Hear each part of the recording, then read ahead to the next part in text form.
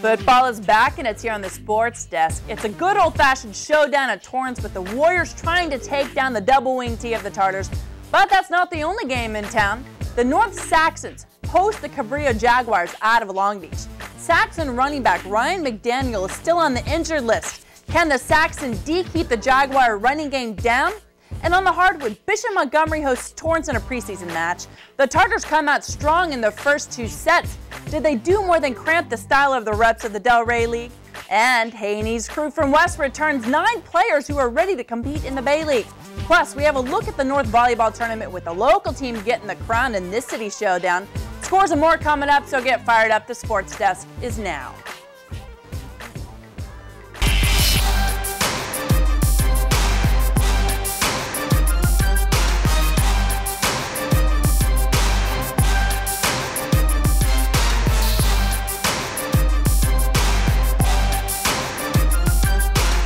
Not much gets the year started like the smell of grass on the gridiron, even if it is synthetic. I'm Bonnie Prickitt. Welcome to the Sports Desk. It seemed like the game was never over, but the West Warriors never gave up hope. And coming from behind is never easy to win, but with a hurry-up offensive scheme, West knew they could outdo Torrance's double-wing tee. Let's take a look at the wild fourth quarter where it may seem that this is where the West was won. It's brought to you by Sarah Pila. We start in the second quarter. The game is scoreless, 4th and 2 with 11:08 to go in the half. Quaco runs to get the first down, 1st and goal for the Tartars. Tartars on the goal line. Jacob Kamala passes to Tyrone Taylor, who gets the first score of the night, 7-0 Torrance. Same quarter, Warriors driving 1st and 10. Notch finds Sam Choi for the big reception. Notch back to pass. He finds a wide open Nick Ruse for the first down. The two of them would connect all night long. Joey Notch rolling right, 5:23 left in the half. He connects with Ruse again, this time for the score. The extra point would be good. We're all tied up at 7. Now the Tartars driving, trying to score before the half, and that's fullback Joshua Brooks. He escapes and flies 54 yards to the end zone to score. Tartars will be up 14-7 at the half. And we move into the fourth quarter where the score is still the same, 14-7. Tartars moving downfield, and that's Kamala, drops back to pass. Tyrone Taylor wide open, his second touchdown of the night. Torrance up 21-7. Now this is where things start to unravel. West gets a fumble recovery. Nick Ruse gets his second touchdown, but the point after isn't good. Torrance with the ball with under 8 minutes to play. They lead 21-13. Taylor runs, but gets hung up in a sea of white. There's a tussle on the field, and the officiating crew has to separate both of the teams and deliberate. That's Taylor walking off the field. He's ejected on a controversial call. Big advantage for West. A bad snap into Torrance's end zone awards West with a safety. Score is now 21-15 Tartars. West creeping up on them. With time winding down and the Warriors needing a score, Notch steps back and finds Ruse deep for the 3rd time tonight. Warriors now lead for the first time in the game, 22-21. The Tartars needing to score, under 4 minutes to play. Kamala under pressure, throws an interception to sophomore linebacker Jimmy Giardini. This gets the Warriors' adrenaline pumping. West running down the clock. Notch hands off to Barry Thomas, and he runs into the touchdown. Easy score. That'll put the nail in the coffin. Final score is 29-21 Warriors. They get their first win of the season. The feeling you have right now, you had 3 touchdowns tonight. What's going through your mind right now? That was pretty crazy because we were down by 2 touchdowns, and our offense just works like that. Where we're down, you come back easily like that, and the scoreboard showed it. That was a big game. You know, we worked hard on run with their offense that they run, their wing tee. We had a little trouble with it early on in the week. We kind of getting the roll of things, and today we were down and we just felt good. We knew that we could come back with our offense, and we just played hard. Late in the fourth, the game moved into the Warriors' favor. I thought the big play was the turnover, you know, the fumble recovery that we had here after they scored, and then I think we had to punt, and then they fumbled the ball, and that was a big one. The ejection was just sort of the icing on the cake. I mean, we fell apart long before that with the fumble, with the bad snap, and all those things. We were 21-7 with 7 minutes to go. When you put the ball on the carpet, that's what happens. The fumble recovery for West in the fourth quarter was what really shifted the momentum in this game. For the Tartars, it was all downhill after that with a series of events, and the Warriors were really able to capitalize off of their mistakes, leading for the first time and never trailing again. At Zamperini Stadium, I'm Sarah Pila for the Sports Desk. Thanks, Sarah, for that breakdown. West was best in this preseason showdown. The final score, West 29 and Torrance 21. Let's take a quick look at the stats. Joey Narsh was firing it up with 3 TDs. Nick Ruse was his favorite target of this game. Barry Thomas is showing his workhorse power. Torrance running back Kwok Ho came with game on 18 carries, rushing 102 yards. Tyrone Taylor might have gotten ejected when he was in the game. He definitely made an appearance. This week, West plays El Segundo, and Torrance is at Hawthorne. The North Saxons came out of the gate this season with a strong Game 1 win against Redondo and lost last week to Peninsula. Star running back Ryan McDaniel was injured last week and is still out for the game against Cabrillo. Sports Desk reporter Ryan Fournier has more. Who will rise up for the Saxons? Let's take you to game action as the Saxons take on the Cabrillo Jaguars. Cabrillo's going to get the ball to start off the game, and right out of the gate, a botched snap by the center. Fumble recovered by number 45, Johnny Larson of the Saxons. That's going to give this offense amazing field position at the 15-yard line of the Jaguars. After a tough stand by the Jaguars defense, the Saxons will settle for a field goal and are the first ones on the scoreboard, leading 3-0 in the first quarter. Cabrillo figured out a way to use their run game effectively, and in 7 plays and 70 yards, the Jaguars topped off this possession with a shovel pass and put the Jaguars on top 7-3 with 7:42 in the first quarter. On the next possession for the Saxons, quarterback George Hernandez hooks up with Michael Jurado, number 9, for this 75-yard touchdown pass. They answer back quick and are now up 10-7 with 6:39 left in the first quarter.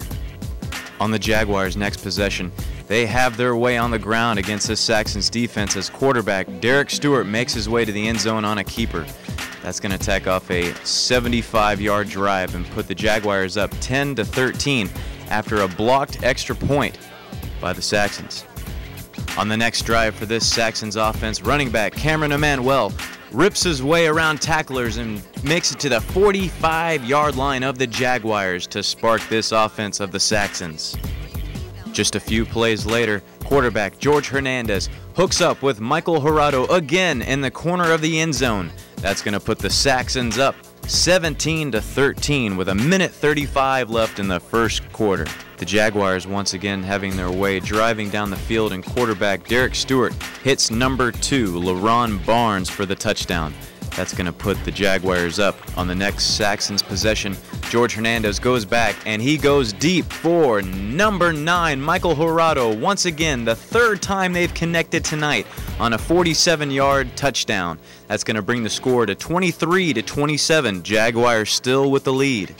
The Saxons defense just can't find any answers as quarterback Derek Stewart connects on this touchdown for the Jaguars, which now brings them up to 35-23 lead at the half. Saxons come out flat at the start of the second half and have to punt the ball away. Cabrillo with the ball driving, and quarterback Derek Stewart connects again for a touchdown. That's going to bring the Jags up 41-23. Saxons back with the ball. George Hernandez, quarterback, he's looking and he's going to go deep and he's going to find number 11, Zach Barrett, for the big touchdown, which is going to bring the Saxons a little bit closer, 29-42 with 1:59 in the third quarter. Saxons are driving, just 9 minutes left in the fourth quarter. George Hernandez connects with Michael Jurado again for the 4th time tonight. That's going to bring the score 36-49, just 13 down with 9 minutes left to go in the game. The Saxons really need to stop here. It's 3rd down for the Jaguars.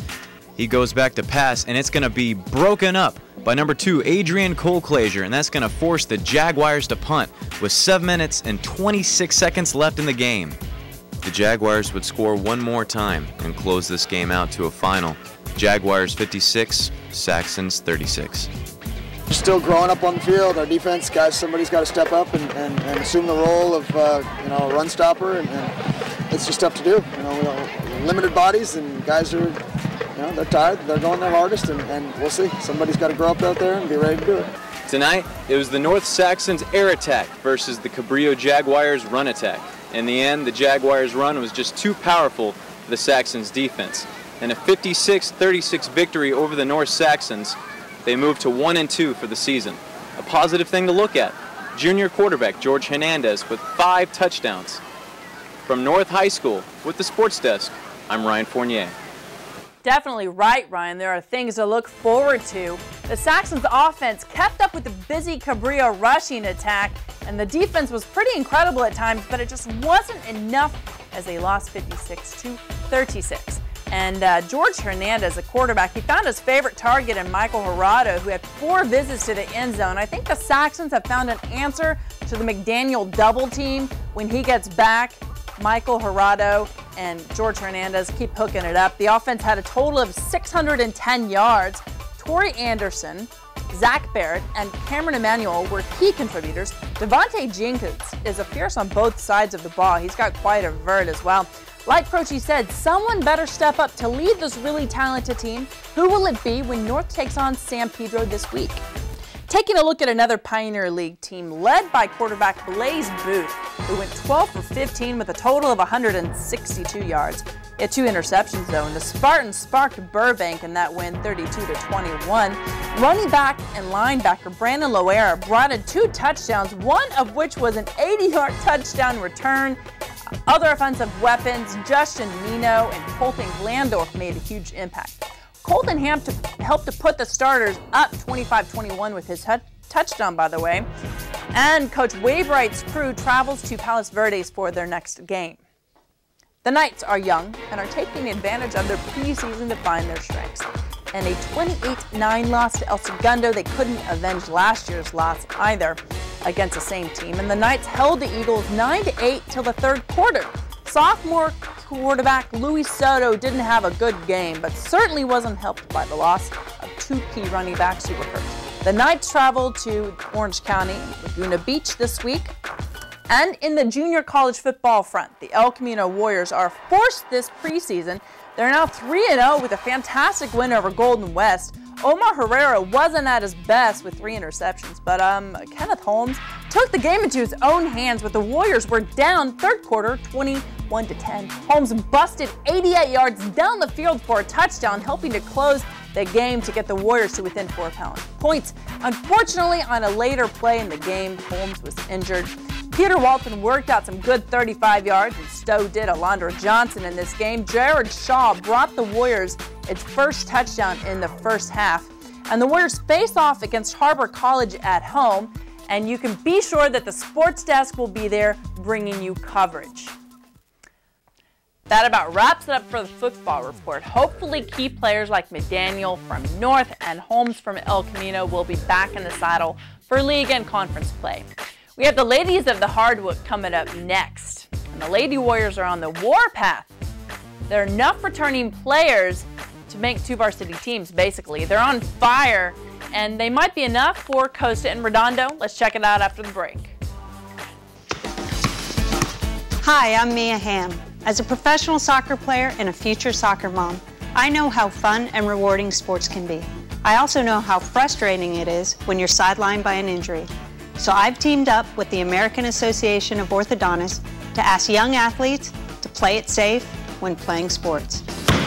I spent years training to become a world-class athlete. I know what it takes to become an expert on the field. Orthodontists understand this too. They're experts in their field, helping kids and adults obtain healthy, beautiful smiles. They want to help athletes prevent injuries and stay in the game. It only takes a second to get hurt, and too many athletes are risking injury because they're not properly equipped during games and practices. Wear the right protective gear, like mouthguards, face masks, and helmets. Your first line of defense against preventable injuries. Play it safe. Achieve your goals and keep smiling. Visit braces.org. Welcome back. The Lady Warrior volleyball team is oftentimes the best team in Torrance. The only problem is that when play starts in the ultra-competitive Bay League, they struggle against national powerhouses like Redondo, Union, and Mira Costa. That doesn't always mean that they can't make a run for the playoffs, though, and last season they were young, which means one thing. Oh, and a few other points as well. Let's have Ashley Morgado fill you in.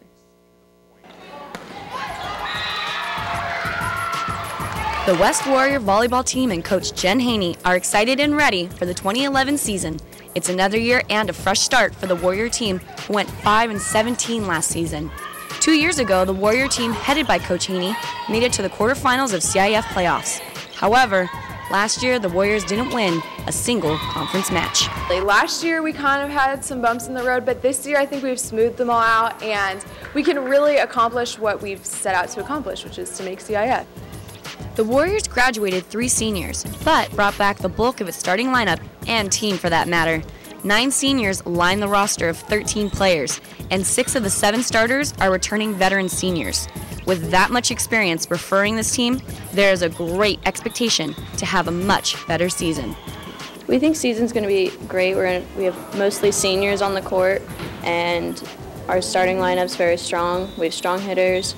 We expect a lot from them, and our defensive line is going to pick up a lot of balls. We might not be the tallest team, but we can pick up basically anything that people throw at us. The returning players are definitely both a pro and con for West, because remember, the team had a winning percentage of .227. So Coach Haney brought on a new assistant coach to bring a positive change for the team. Changed our defense completely, and our blockers are spread out, and our defense is playing wider. This is because we have a new assistant coach. And so he helped us out. His name is Rico, and I just think that our playing has gotten better. We trust each other. We trust the system. Like stated before, West is not a tall team. However, for the height they lack, their defense makes up for phenomenal passing. Our defensive line is awesome, and most of the passes are spot on where we need them to be. With on-point defense and experienced hitters running multiple options from a 5-1 offense attack, the West Warriors are armed for a successful season. For the Sports Desk, I'm Ashley Morgado. Thanks, Ashley. And West lost 2 key players in Kayla Maddox and Anna Nygren. Obviously, there are many key returners, but let's just start by mentioning Katie Horton at libero, Jeanette Abel at setter, Jessica Andrews at outside hitter, Caitlin Dixon at outside hitter, Kiana Nacio at libero, and Allison Kim at setter. West starts Bay League competition in 2 weeks. And good luck to the ladies of West Warrior Volleyball. Coming up after the break, we see another city showdown, and it's all about preseason volleyball and who has bragging rights in Torrance versus Bishop Montgomery. Hello, I'm Dr. Regina Benjamin, U.S. Surgeon General. Breastfeeding is a preventive measure that can protect babies from illnesses and infections, and there are also health benefits for mothers. While 75% of American mothers start out breastfeeding, only 13% of babies are exclusively breastfed at the end of 6 months, and the rates are much lower for African American infants. Whether you're a grandmother or an employer, you can help make it easier for moms to breastfeed. For more information, please go to surgeongeneral.gov. Did you know that having diabetes puts you at risk for vision loss? I'm Dr. Robert Melendez for the American Academy of Ophthalmology. I see firsthand how vision problems can affect lives. We're urging adults with diabetes to strictly control their blood sugar levels and have dilated eye exams every year. Know your risks. Save your sight. To learn more about diabetes and eye health, visit geteyesmart.org. Welcome back. The Torrance Charter volleyball team is inexperienced but has proven they are quick learners. In the fall previews, we knew that Bishop Montgomery would be successful with star Bria Green. In the match against Torrance, though, new players are emerging on the roster from Bishop Montgomery as real weapons for the Knights. Sports Desk reporter Patrick Alogs gets this one going. The matchup between Torrance and Bishop Montgomery has been one-sided of late, as Bishop Montgomery has won the last 6 matches and winning 18 out of the last 20 sets. To continue their winning streak against Torrance, they would have to do it without key player Bria Green, who had an injured wrist. and Torrance took advantage early, already up 4-0, as number 5 Summer Gravette gets the kill, giving Torrance a quick 5-0 lead in set number 1. And Torrance now up 11-5 in set 1 as Marisa McGinnis gives Torrance a 12-5 lead on that back row kill. However, Bishop coming back, now down only by 2. 2018 overpass right to Ashley Murray for Bishop with the kill. It's 2019 Torrance. But Torrance has now won 3 points in a row, now up 23-19, 2 points away from the set. Excellent dig by Kiana Kaya as Torrance gives it right back to Bishop for an opportunity. Set, kill attempt from Murray, doesn't clear the net. Torrance has 5 set points, up 24-19. It's now 24-23 Torrance. 1 more set point for the Bishop Montgomery Lady Knights to save. Serve from Neiman. Could not be handled by Torrance. It's tied at 24 apiece.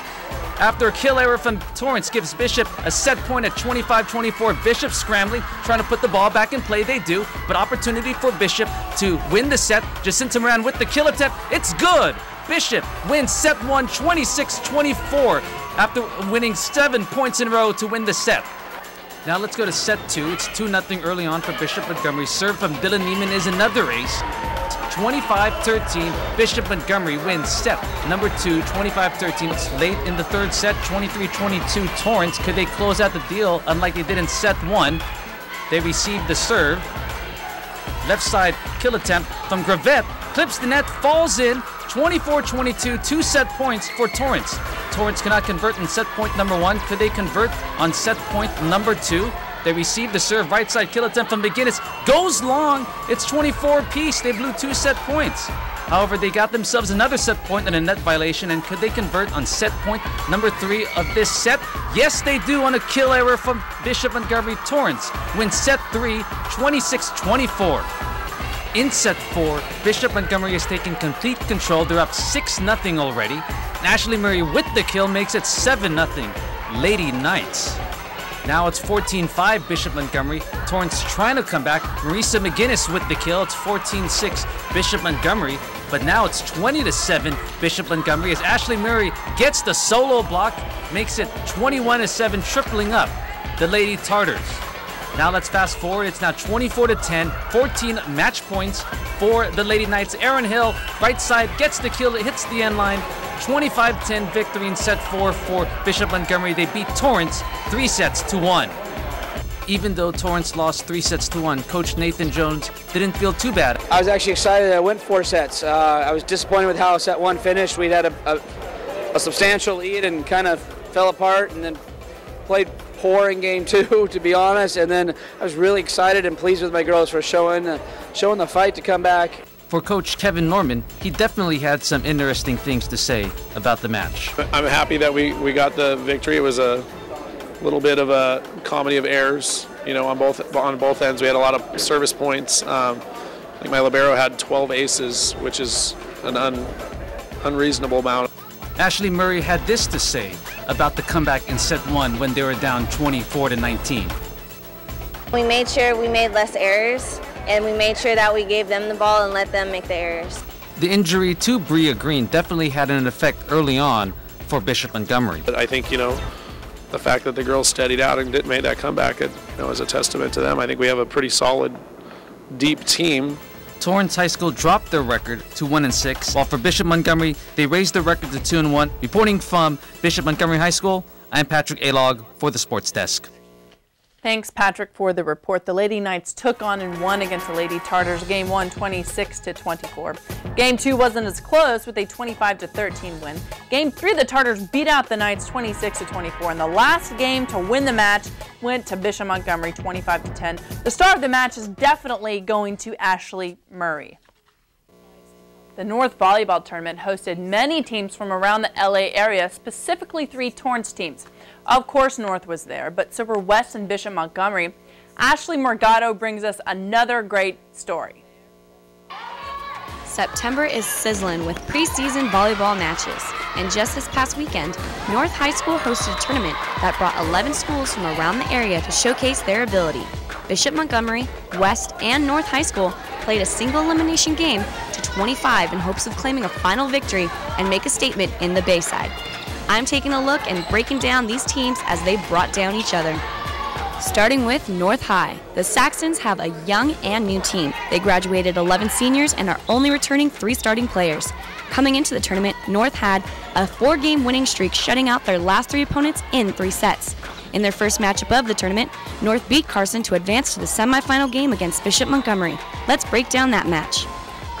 To start the match, North was in the perfect position to capitalize on the serve receive. Instead of earning the side out, the Saxons lost the rally and the Knights went on a 4-point run due to multiple errors committed by the Saxons. They battled hard, but their inability to defend hitters Bria Green and Ashley Murray proved to be their demise. Unable to pass created chaos on the court, and instead of playing together, the Saxons showed their frustration and allowed the Knights to go on multiple runs. North was not able to close the gap and ended up losing 25-14. Fellow Torrance school West High also got taken down by Bishop Montgomery. West made it to the game right before the semifinals, and after 2 matches was taken out by the Knights. They put up a huge fight, but the strong serving and execution from the Knights retired them with a score of 25-21. And now for the school that took it all. Bishop Montgomery took out fellow Torrance schools along with others to advance all the way to the final game against Chadwick. The Knights, who have a stacked team of returning stars, showed nothing but focus in the tournament. We were focused, first to 10, first to 15, first to 25. We knew every single point mattered. We tried to limit our errors, and we played well together. Bishop Montgomery ended up beating Chadwick 25-17. And middle blocker Ashley Murray was named MVP of the tournament, and outside hitter Bria Green, despite having a hand injury, had 24 kills. Fellow teammates Dylan Neiman and Hannah Castillo were all tournament picks. Well, that's going to do it for my tournament wrap-up. For the Sports Desk, I'm Ashley Mergado. Thanks to Ashley for that breakdown. Congrats to all of the teams that competed, especially to the winner, the Bishop Montgomery Knights. Let's take a look at a team that's been traveling a lot, and it's of course the Lady Spartans of the Pioneer League. South has beaten top-ranked La Cañada twice this year, and they're ranked themselves. They also won the bronze bracket in the Durango Fall Classic, which, by the way, is one of the hardest volleyball tournaments around. And the impressive stats from this whole season would be Desi Kaliva. She's averaging about 4.8 kills per game, and she's already committed to Division I William & Mary. Congratulations. Middle blocker and outside hitter Katie Exum averages 1.7 kills per game. Kills, rather, not gills. And moving from middle blocker to outside hitter was Ashley as well. And Tessa Fournier is a libero, and she is averaging 3.6 digs per game. Let's go ahead and talk about the way you can get in touch with us. Give us a call, 310-618-5762. You can email us at thesportsdesk@torranceca.gov. You can also view all of our shows online from this year and also years past on our website at torranceca.gov. And of course, you can always check us out on YouTube. So go ahead and make sure that you have your smartphone into YouTube. You can always do a search with the Sports Desk and Torrance. Usually you'll be able to find our channel. So until next time, Torrance, play hard.